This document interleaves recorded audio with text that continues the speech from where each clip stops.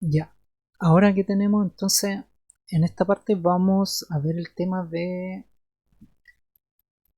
mejorar algunas cosillas. Por ejemplo, acá si yo me voy a debug y activamos, nosotros habíamos arreglado que el enemigo volteara su colisión, el colisionador de ataque, a medida que me miraba. Pero ¿qué pasa? Que el mío no giraba. Entonces, eso fue lo que arreglamos. Mira, por ejemplo, si yo camino hacia acá, aprieto hacia adelante, ataca. Si aprieto hacia atrás, se gira, ataca. Aprieto hacia atrás, se gira, ataca. Lo mismo si voy para el otro lado. Si estoy de pie, también. Ataca para la dirección correcta. Esto nos faltaba a nosotros mejorar. Otra cosa que recogíamos ítem de forma infinita y cuando ya nuestro inventario llegaba, se llenaba, ¿qué pasaba? Que igual recogíamos el ítem y se destruía, aunque no se añadiera al inventario. Esto tiene que arreglarse también. Eso entre otras cosas, también vamos a ver la probabilidad de los ítems que salgan de los personajes que dropean. Hice un pequeño mini boss que aquí está, de hecho si se ve tiene un color distinto y tiene más vida y un par de cosas. Vamos a partir por el tema del inventario. Si nos vamos al player, el player era, si recordamos, era quien recogía los ítems. Lo que hice aquí, creé primero una variable, una señal. Recordar que una señal es un evento personalizado que generalmente vamos a utilizar para enviar la información de un nodo a otro. Y creé una variable export que me va a permitir verla en el inspector, que es la capacidad máxima de nuestro inventario, por si en el futuro queremos cambiar esa capacidad. Entonces, acá hacemos lo siguiente. Previamente teníamos esta función, añadir al inventario. Hice unos cambios cortitos, no es mucho. Aquí lo que hacíamos era igualábamos el ítem, recordar que el ítem este representa nuestro recurso. Si era igual a null, salíamos, si es que no había nada. Si no era apilable, añadíamos. De lo contrario, significa que sí es apilable y lo sumábamos al inventario. En caso de la primera vez que no exista, se añadía simplemente. Ahora es mucho más directo, por ejemplo. Es lo mismo, si van a, pero más legible. Por ejemplo, si el ítem es igual a null, lo mismo, regresa un falso. Bueno, antes de explicar. Si el ítem es apilable, recorremos y añadimos y lo vamos apilando, ni un problema. Retornamos un true. Si el ítem no es apilable, bueno, acá, si no es apilable, si es apilable se va a ejecutar esto. Si no es apilable, se va a ejecutar este otro y se va a insertar directamente. Se dan cuenta que es mucho más directo. Y retornamos un true. Pero aquí viene lo nuevo. Esto dice, si el inventario, el tamaño del inventario de nuestro jugador es mayor a la capacidad máxima a la que nosotros le dimos en la variable ahí arriba, que es 8. Sabemos que es 8, ¿por qué? Porque en el mundo, acá, cuando nosotros creamos el inventario, le dimos un tamaño fijo, que más adelante lo podríamos modificar, le dimos un tamaño de 8.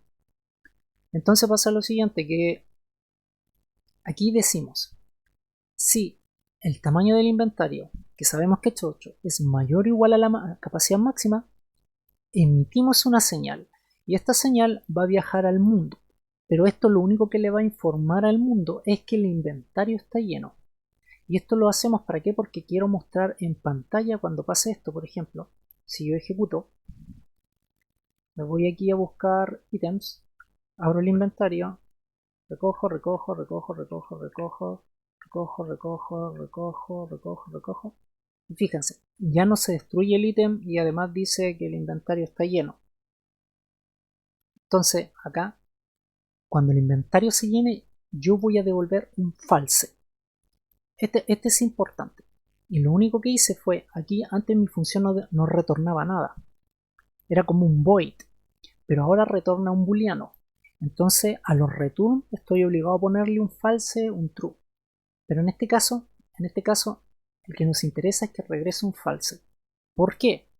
Porque es el ítem recogible, este, si yo me voy a ítem recogible, es el ítem recogible el que acá en el evento body, por ejemplo, en su evento body y en el unhandled input, donde se ejecutaba la acción de tomar un ítem y de destruirlo. Entonces, por ejemplo, fijémonos en lo que cambió. Esto estaba así antes. La versión 1, que tampoco ha cambiado demasiado. Si el jugador está cerca, si el evento recoger y si el jugador existe, es diferente de nulo, recogíamos el jugador, añadíamos el ítem al inventario, este ítem que recogía el personaje, nos asegurábamos con esta función de Godot que en caso de que haya otro evento o cualquier cosa que requiera de la tecla E para ejecutarse, no se ejecuta al mismo tiempo. Y esto es para que las cosas no se ejecuten en cascada. Y eliminábamos el ítem. Eso es lo que hacíamos simplemente. Pero ahora el cambio es el siguiente. Lo mismo de arriba.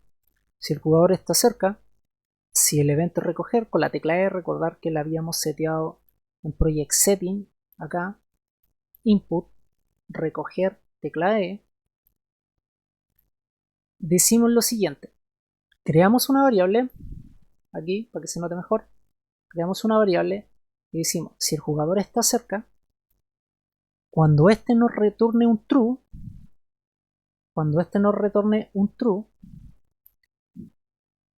acá, nosotros sabemos que todavía queda espacio, porque true, aquí, nos va a retornar el personaje, un true, cuando el ítem sea apilable, todavía hay espacio, cuando no se supere la cantidad máxima, cuando todavía haya espacios, cuando se puede insertar, aunque no sean apilables, pero en el momento que se llene nos va a devolver un false. Entonces acá, ítem recogible, cuando haya espacio nos va a devolver un true. Si true se va a cumplir, ítem recogido correctamente y se ejecuta exactamente lo mismo. Se aprieta, no evitamos que se ejecute un evento de cascada con la E y eliminamos el ítem. Pero si acá llega a venir un false, esto no se va a ejecutar, por tanto el ítem no se va a destruir y nos va a mostrar en consola el inventario está lleno. Y ese es como el cambio más importante. Bueno, uno de los más importantes. Y el segundo cambio viene acá. Aquí. Fíjense que acá teníamos lo siguiente. Cuando el personaje entra, antes esto estaba así. Estaba así. ¿Qué significa esto? Que decía, si el personaje, si el jugador está en el grupo, obviamente, decíamos, y si no necesita acción, ¿qué hacíamos? Lo añadíamos directamente y lo eliminábamos. Y eso está correcto. Pero ¿qué pasa? Que ahora le pusimos un nuevo if. Le pusimos un nuevo if ahí. A ver, aquí se queja, lo puse mal parece.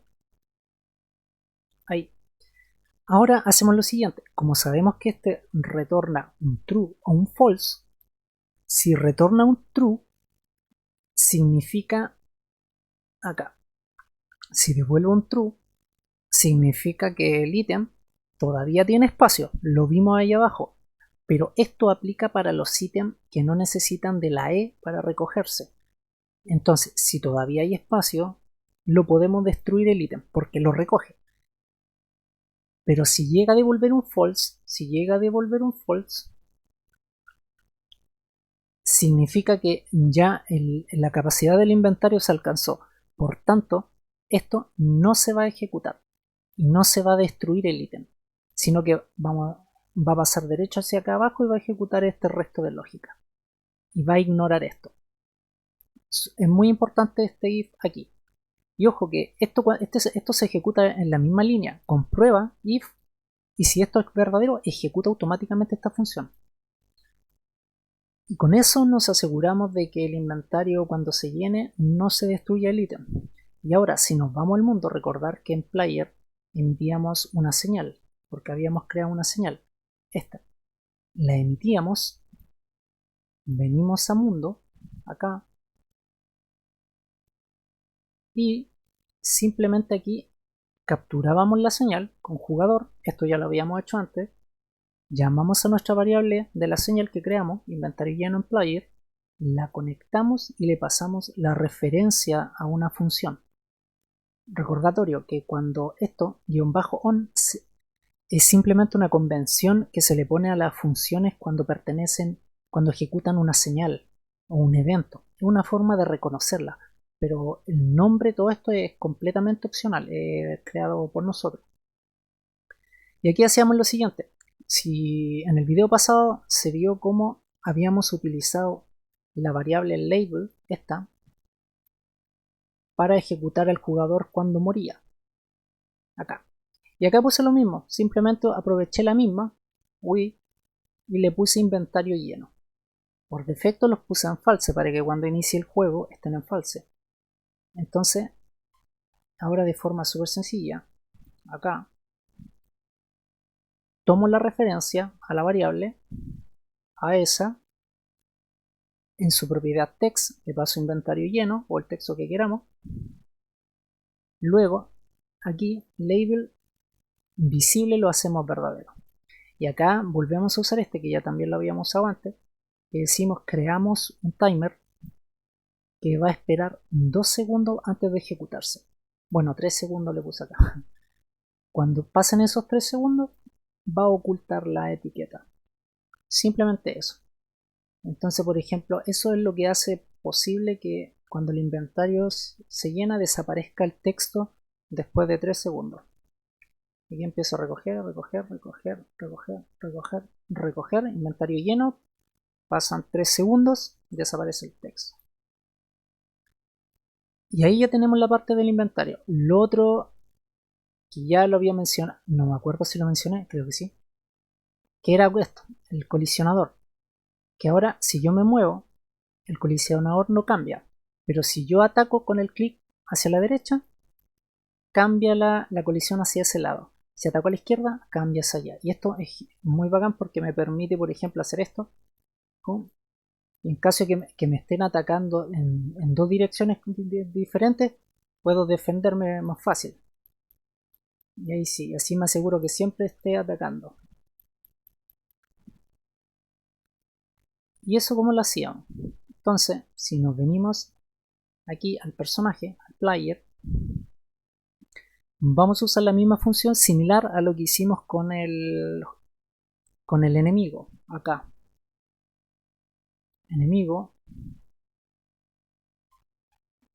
En esta parte. Aquí. La diferencia grande está en que el jugador, a diferencia del enemigo, se ataca haciendo clic. En cambio el enemigo lo hace de forma automática. Entonces, ¿dónde es la mejor forma para manejar ese volteo del colisionador? En el evento onHandle, que es donde hacemos clic. Y la lógica es súper simple. La función se llama voltear colisionador player. Guardamos la posición del mouse en el mundo. Después, en una variable izquierda, guardamos la posición del mouse, esta, que ya la tenemos, pero solamente la del X. Y mientras esa posición sea menor a la posición global, recordar que si ejecuto global position, está haciendo referencia a la posición de este nodo, en este caso del jugador en el mundo, y en su variable X.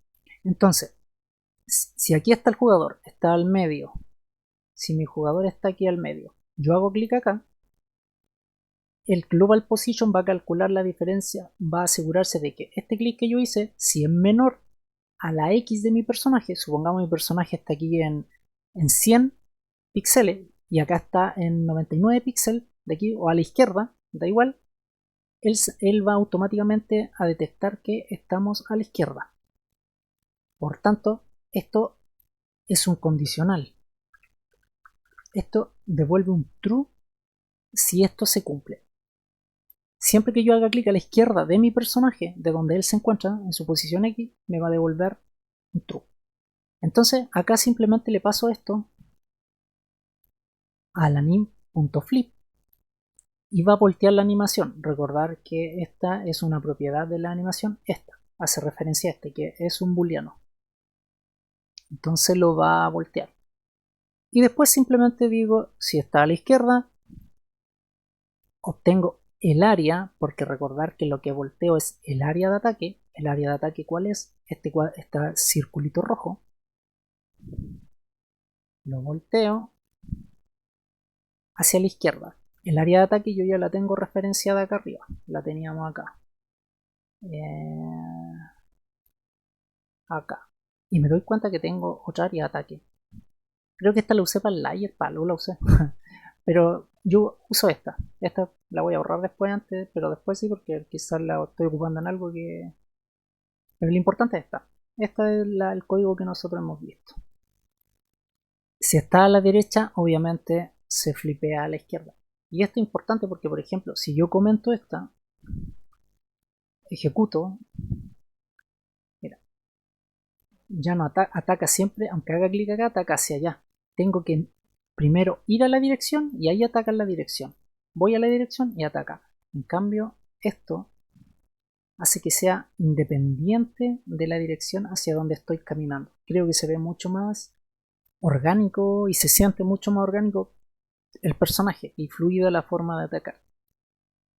Pero ahora, ¿dónde llamo esta función? Voltear colisionador. Como había dicho, en el método handlet. Y ese está acá. La versión que tenía antes era esta,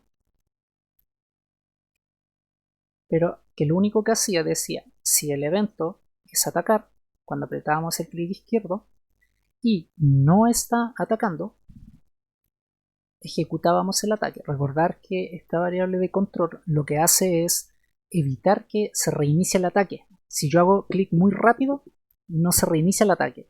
Esta me obliga a esperar a que el ataque se ejecute hasta el final. Si no, se vería raro. Y acá hacemos exactamente lo mismo. La diferencia está en que digo, mira, si el evento, la acción es atacar, lo mismo que aquí, si el evento, la acción es atacar y no está muerto, primero me aseguro que mi personaje no ha muerto. Esto está de más, pero porque nuestro personaje muere y se reinicia la escena, pero aún así tenemos que asegurarnos. Ejecuto mi función. El personaje se voltea, ataca sin ningún... Se voltea para la dirección que tenga que ser, su colisionador, y finalmente compruebo. Y al primero volteo y después compruebo, digo, y si no está atacando, ejecuto la acción. Entonces así me aseguro que siempre mi personaje se voltee antes de que se ejecute la acción de atacar. Y eso permite que el personaje se pare, mire hacia atrás, o sea, hacia la izquierda o a la derecha y ataque. Con esto ya tenemos cubierto ese bug, que al final era un bug. Lo segundo que vimos, ya vimos el inventario, vimos el colisionador de ataque. ¿Qué más quedaba por ver? Bueno, ya. El tema del drop. Hice una mejora, más que una mejora, es una forma distinta de hacer drop. Que por ejemplo, si nos vamos al enemigo, acá, enemigo, nos íbamos al final, voy a agrandar un poquitito el código, acá, teníamos lo siguiente.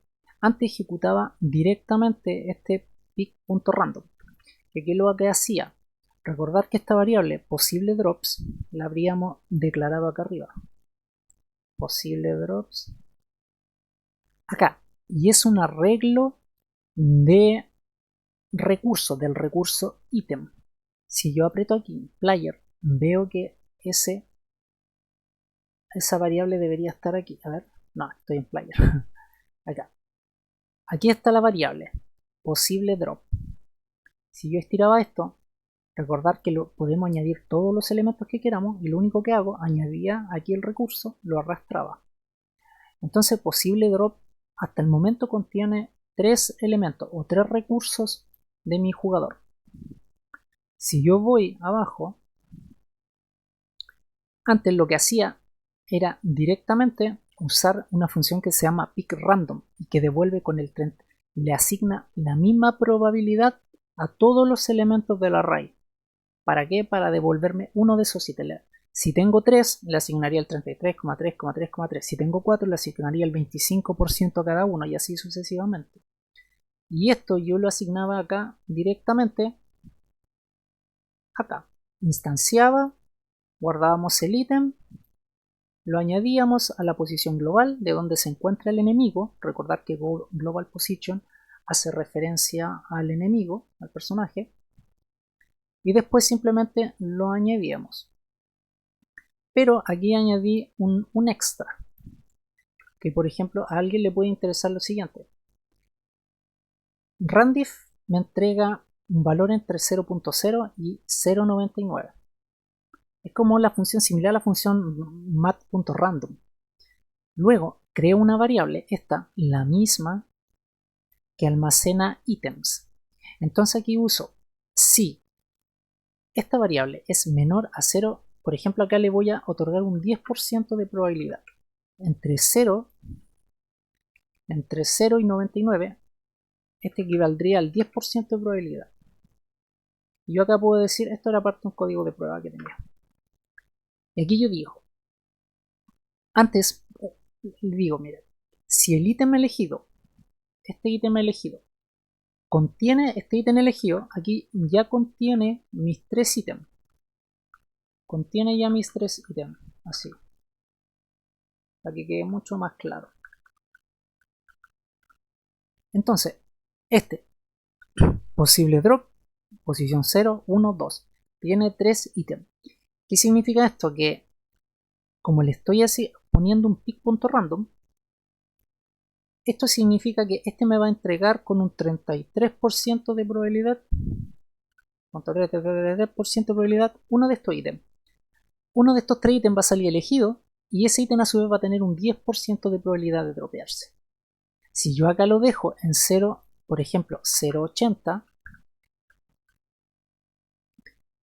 cuando me salga un valor entre 0.10 y 80, que serían de 10 a 80 son 70, por tanto aquí serían el 70%, el 0.1 corresponde al mineral. Quiere decir que acá me va a dropear el mineral con un 70% de probabilidad.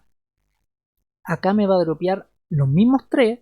Podría quitar el mineral y solamente podría dejar, por ejemplo, podría dejar solamente el cobre y el polvo con un 10% de probabilidad. Las probabilidades a pelear entre estos dos.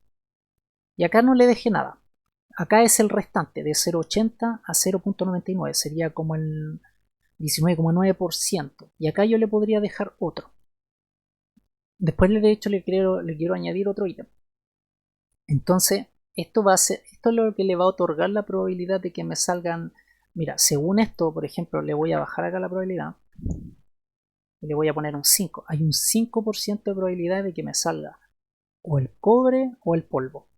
Y hay una probabilidad alta. Ahora esta probabilidad subió del 0.05, subió al 75% de que me salga, en este caso, mineral. Si yo ejecuto y vamos a matar gente, pum, pum, pum, pum, pum, me dio ese. Y acá de hecho yo estoy printeando la probabilidad. Mira, ahí me salió eso. Mato aquí.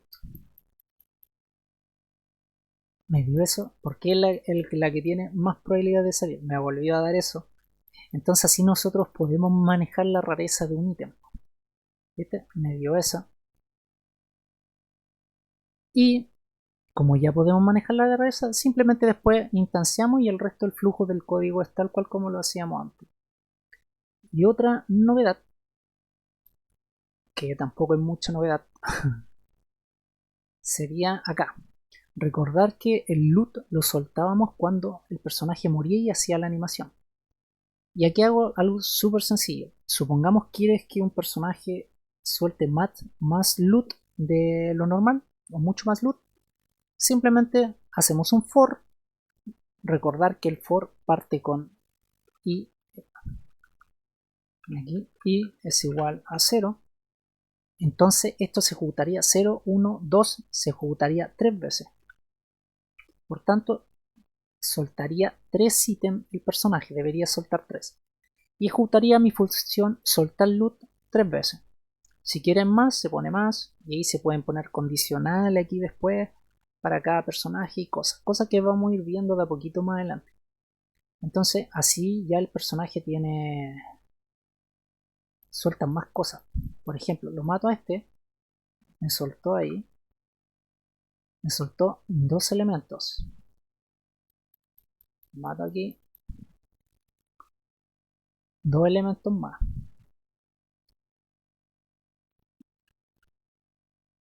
Entonces con eso ya tenemos el tema del loot.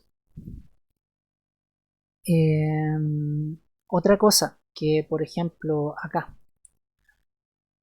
por ejemplo yo hice, podemos por ejemplo, cuando instanciamos, yo creé un jefe, y esto es una instancia normal, uno puede crear aquí cualquier personaje. Si yo me voy a enemigo, añadí un código acá, súper sencillo, que se llama export color, hereda de la clase color, color.white. Esto, ¿de qué hereda? Esto pertenece a esto, al modulate, que me permite cambiar el color de esa instancia. Entonces esto me va a permitir, ¿qué cosa? Que si yo me voy aquí al enemigo, a su inspector, me aparece el color aquí en el inspector. ¿Y cuál es la gracia de esto? Si yo pongo el color aquí, luego me voy acá al ready del enemigo, recordar que estamos en enemigo, cambiar color. Yo lo que estoy haciendo va a ser cambiar el color acá, el color aquí a mi animación, porque la animación es el que tiene el color. Si se tiene un spray 2D, se le cambia el spray 2D. Y se usa self modulate, porque self modulate lo que hace es cambiar el valor, aquí solamente al nodo, a este nodo. En caso de que Animate Sprite 2D tuviera nodos hijos, Self Modulate no le cambiaría el color a los hijos. Pero en cambio, si por ejemplo, si yo uso Modulate y lo usara aquí en enemigo, le cambiaría el color a todo lo que contiene adentro, incluye texto. De hecho, podemos ver la diferencia. Entonces, con esto yo me aseguro que solo le cambio el color desde el inspector. Y esto tiene una ventaja porque si yo me vengo aquí y tecleo esto a todas las instancias que tengo, yo puedo elegir a qué instancia cambiarle el color directamente. Entonces, mira, acá yo por ejemplo quiero hacer este enemigo rojo. O ese color, no, muy feo el color. A ver, está ahí un azulcito, color que se vea más peligroso. Ya, ya, ese rojito. Le di 1000 de vida. Le quité un poco de velocidad de ataque porque atacaba muy rápido. Le podemos dar la velocidad de persecución, por ejemplo, podemos aumentársela a 80.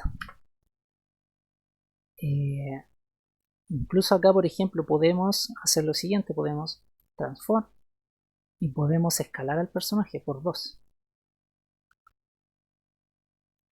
Entonces, ahora voy a tener un enemigo. Si yo me veo aquí el mundo, hago F, debería tener un enemigo con esas propiedades. A ver.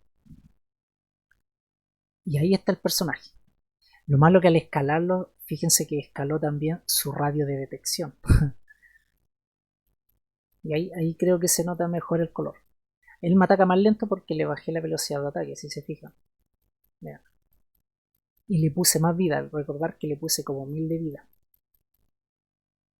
Entonces, con esto ya se pueden hacer varias cositas. Por ejemplo, si se quiere crear otro ítem, venimos aquí al recurso, recordad, venimos al recurso, añadimos, buscamos la clase que teníamos y se la añadía al recurso. Teníamos la plantilla, recordad que esta es nuestra plantilla del recurso, acá,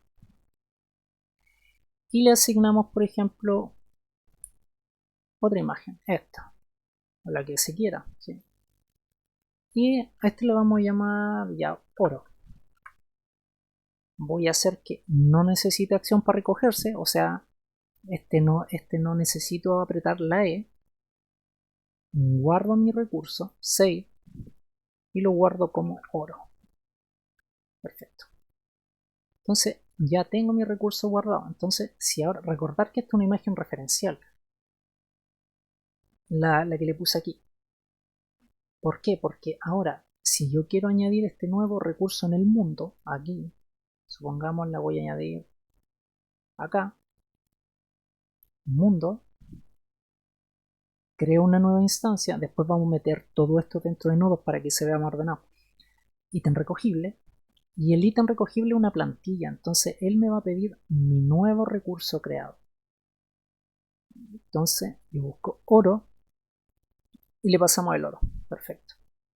Y acá yo puedo quedar, por ejemplo, me lo tiró al último, le voy a poner oro. Oro, y voy a hacerle copia, control D, control D, control D. Tengo aquí. Esta es como el recurso lo creamos con esta imagen referencial, por eso el personaje aparece así. Pero al asignarle nosotros la imagen a nuestro ítem recogible, acá, como está vacío por defecto, él automáticamente recibe el recurso correspondiente. Si yo ejecuto y me vengo acá,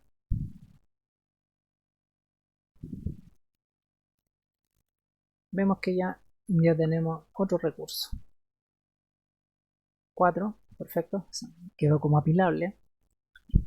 Si queremos, por ejemplo, venir acá al enemigo, venimos, bajamos, aprieto aquí,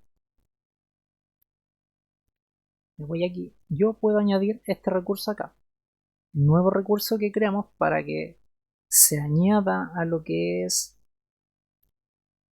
los drops. Y podríamos venir acá perfectamente y poner el oro acá como un ítem,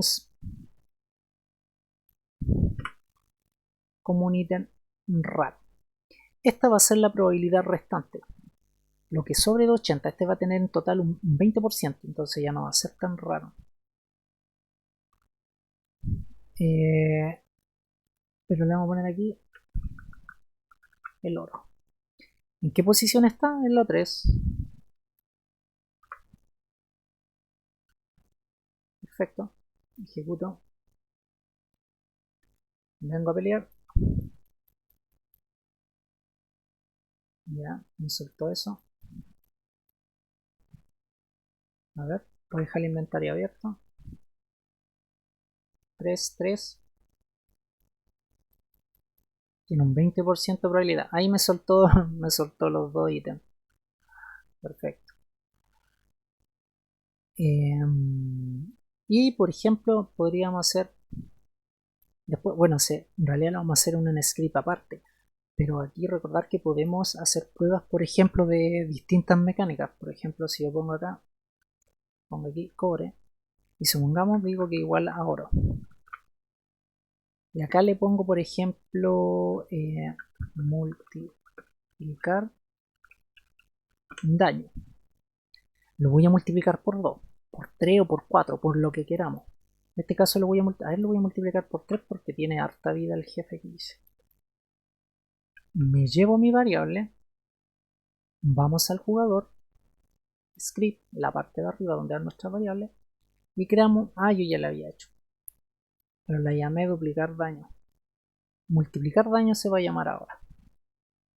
Por defecto empieza en 1. Esto es igual a lo que habíamos hecho, de hecho, cuando aumentamos la velocidad. Acá, de hecho la voy a poner acá. La voy a poner acá. X, acá. Multiplicar daño. Entonces, aquí es súper simple. Creo una variable que se llame daño. Le asigné el 25 porque recordar que antes le pasamos el 25 directo. Luego digo daño por duplicar daño. Como por defecto esta variable vale 1, va a ser el 25 por 1. Siempre va a estar 25. Pero en el momento en que yo aquí consuma el ítem, cuando lo consuma, mi personaje va a multiplicar ese daño por 3. Sería 75 de daño. Entonces acá yo puedo hacer esto. Y el jefe, que es el más fuerte, Bueno, igual se nota el daño, muy fuerte. Pero no me he consumido el ítem, ¿verdad? Acá recojo, no era con el oro, ¿cierto? Ya necesito ir a buscar oro. A ver. Entonces estos los vamos a quitar de aquí, el del player, los vamos a poner aquí en el canvas fijo, o los vamos a hacer como una especie de corazón o cualquier cosa. Mira, ahora por ejemplo, me lo consumo, consumí uno, le pego 75%, lo dejé con 25 de vida. Entonces así podemos ir jugando con la aplicación de daño y probando distintas mejoras y cosas. Voy a ir a buscar al jefe, a ver si lo puedo matar. Y bueno, no está por ahí. Y ahí obviamente están los drops y todo. Y yo creo que con eso ya tenemos una buena base para empezar a construir lo que es el diseño de nivel, para ver las colisiones, hacer que los enemigos patrullen y hacer alguna lógica de juego, por ejemplo.